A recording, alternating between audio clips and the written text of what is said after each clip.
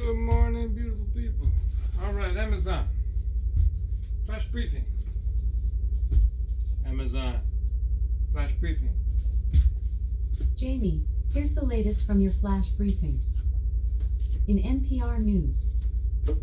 Live from NPR News in Washington, I'm Corva Coleman. In Sudan, nearly 100 people have died and hundreds of others are injured after 3 days of heavy fighting in the capital, Khartoum, and other cities. The combatants are Sudan's army and a powerful paramilitary group.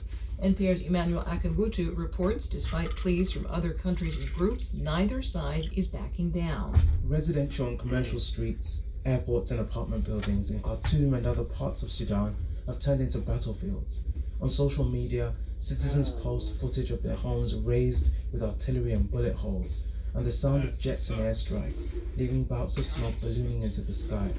A bloody power struggle between the Rapid Support Forces and Sudan's army has left many civilians trapped at home, and a quickly deteriorating humanitarian situation.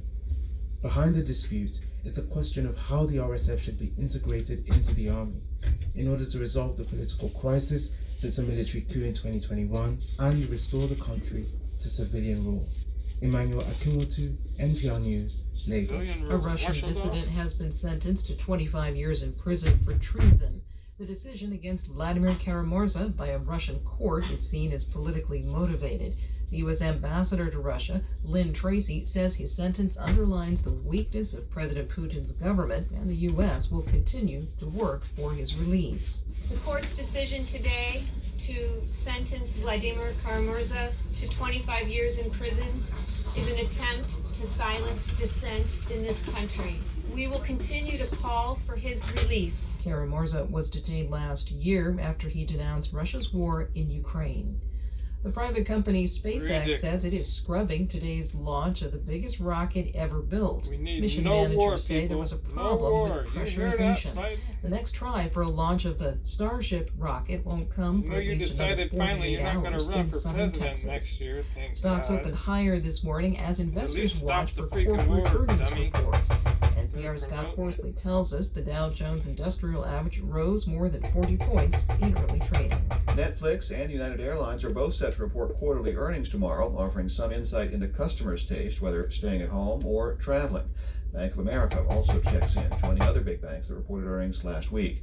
House Speaker Kevin McCarthy is addressing Wall Street this morning, calling for big cuts in federal spending in exchange for GOP votes to lift the government's debt limit. The Biden administration says House Republicans are threatening the economy and workers' retirement savings by holding the full faith and credit of the U.S. hostage. Congress needs to raise the debt ceiling by summer, or else the government won't be able to pay all of its bills. Tomorrow's the deadline to file your income taxes. The IRS has already received more than 90 million returns. Scott Horsley, NPR News, Washington. On Wall Street, the Dow is now up 36 points. The NASDAQ is up a fraction.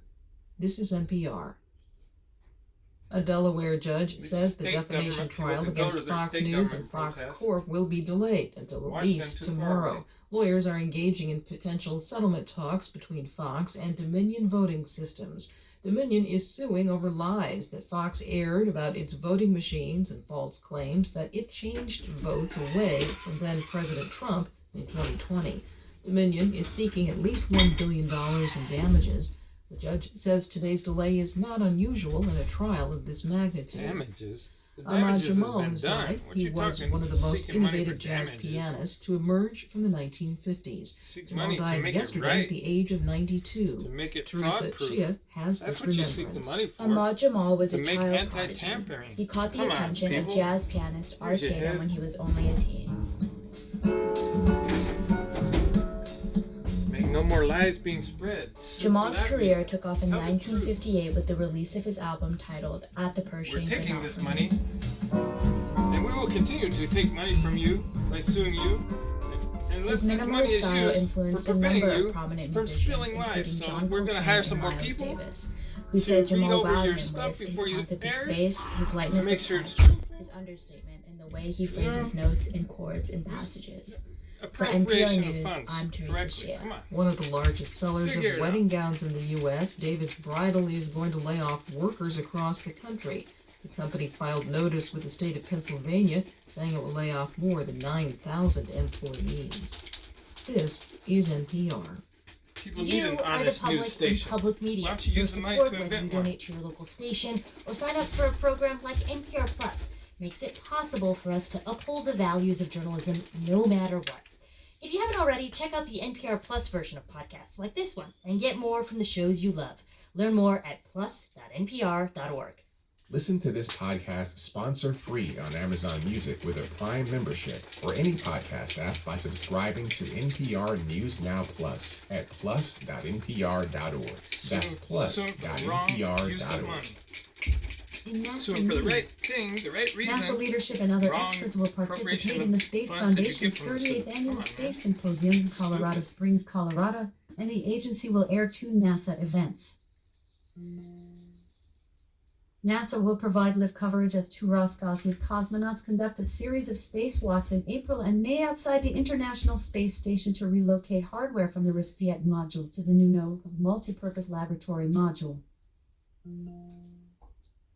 A SpaceX Dragon cargo resupply spacecraft is set to depart the International Space Station on Saturday, April 15th, returning scientific research samples and hardware to Earth for NASA. In weather. In Seattle, it's 40 degrees Fahrenheit with clear skies and sun.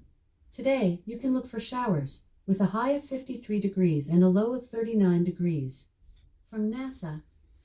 NASA leadership and other experts will participate in the Space Foundation's 38th Annual Space Symposium in Colorado Springs, Colorado, and the agency will air 2 NASA events.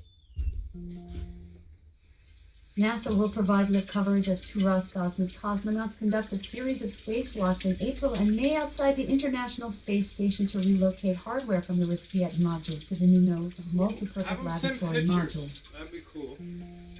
Post it on Twitter. A SpaceX Dragon cargo resupply spacecraft is set to depart the International Space Station on Saturday, April 15th, returning scientific research samples and hardware to Earth for NASA. That's all for now. Returning hardware to Earth. Okay, so old ones to be repaired probably. New shipments arriving. That sort of thing. Cool, Amazon. Tell us a joke. I tell you an umbrella joke, but it might go over your head. An umbrella joke? Yeah. Okay. Alright, well, I suppose that's it. Okay, everybody.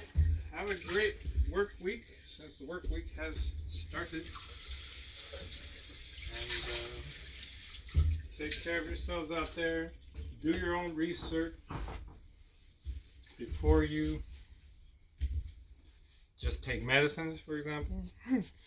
Research what's in them. If the company that you're getting them from is corrupt, take care of yourself.